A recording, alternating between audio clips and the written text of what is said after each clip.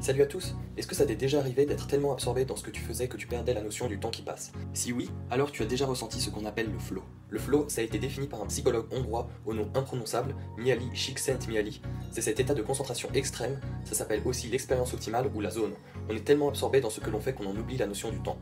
Le flow, on peut le ressentir dans différents moments. Quand on fait du sport, quand on travaille, quand on bosse sur un projet, quand on fait quelque chose de créatif ou de manuel, par exemple dessiner ou peindre, quand on joue aux jeux vidéo, quand on regarde un film, quand on lit un livre, quand on écoute de la musique, quand on conduit ou quand on a une discussion incroyable avec quelqu'un.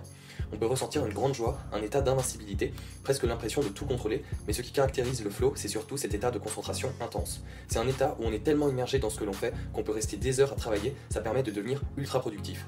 Le flow, ça me fait penser au film Limitless, quand Bradley Cooper prend une drogue, le NZT, qui le rend ultra productif. Il se met à ranger tout son appart, il écrit un livre en quelques jours, il apprend le piano et il devient un maître de la finance. Pour atteindre cet état de flow, il doit y avoir un équilibre entre challenge et compétence, c'est-à-dire entre la difficulté de la tâche que tu veux réaliser et tes compétences. Par exemple, si on fait quelque chose de trop facile, c'est pas assez challengeant, c'est trop simple, donc on va s'ennuyer, et si c'est quelque chose de trop difficile, on va paniquer, on va stresser, et dans les deux cas, on va perdre cet état de flow. Si c'est trop facile, on va tomber dans l'ennui, et si c'est trop dur, on va stresser ou paniquer. Il faut trouver le juste milieu, il doit vraiment y avoir un équilibre, ce que tu dois faire doit être assez difficile pour être challengeant, mais ça doit rester réalisable. Et comme au fil du temps on acquiert de l'expérience et on devient meilleur dans ce que l'on fait, on doit toujours mettre la barre un peu plus haut à chaque fois pour retrouver cet état de flow. Maintenant je vais te donner 7 conseils qui vont te permettre de rentrer plus facilement dans le flow. Le premier conseil, c'est de se consacrer seulement sur une seule activité pendant une période donnée. Donc n'essaye pas de faire plusieurs choses en même temps, sinon tu ne seras pas du tout concentré sur ce que tu es en train de faire.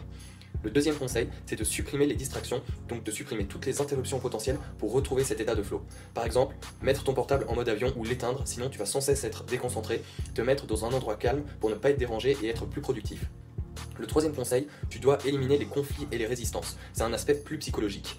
Par exemple, si tu regardes la télé mais que tu te dis dans ta tête « je regarde la télé mais en vrai je devrais plutôt travailler ou faire du rangement ». Ou si pendant une activité tu te dis « je vois pas du tout le but, ça me sert à rien ce que je suis en train de faire, je suis en train de perdre mon temps ». Si tu as des pensées négatives, que tu es dans un état de conflit intérieur, tu ne vas pas être dans un état de flow. Donc élimine les conflits et les résistances. Le quatrième conseil, c'est de faire du sport, parce que le fait de se défouler, même 30 minutes, ça permet de se sentir bien, de se sentir mieux et d'entrer plus vite dans cet état de flow. Le cinquième conseil, c'est de méditer. Tu peux faire ça en à peine 1 minute par jour, il faut juste se concentrer sur sa respiration. Le but étant de la ralentir, tu te concentres sur l'air qui entre et sur l'air qui sort de tes poumons et tu essayes de te détendre et de relâcher tes tensions. Tu dois inspirer de manière lente pendant 5 secondes et d'expirer de manière très lente pendant 5 à 10 secondes.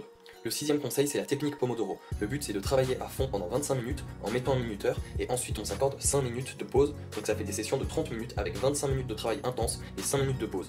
C'est une technique vraiment efficace parce que c'est plus facile de se mettre à travailler si on se dit je m'y mets à fond pendant juste 25 minutes et ensuite je fais une pause. Le septième conseil, c'est d'augmenter un peu la difficulté à chaque fois. On l'oublie trop souvent, mais plus on progresse dans ce que l'on fait, plus on doit essayer de se challenger, de créer des nouveaux défis pour rester motivé, sinon on tombe vite dans l'ennui. Donc toujours se poser des questions comme comment je peux être plus efficace, est-ce que la prochaine fois je suis capable de mieux faire en moins de temps, donc comme ça, s'imposer des petits défis pour créer de la nouveauté et toujours rester motivé. Et voilà, c'est la fin de cette vidéo. Si la vidéo t'a plu, n'oublie pas de liker et de partager. Dis-moi dans les commentaires si t'as d'autres conseils pour te motiver et pour entrer plus facilement dans le flow, et moi je te dis à très vite pour une autre vidéo.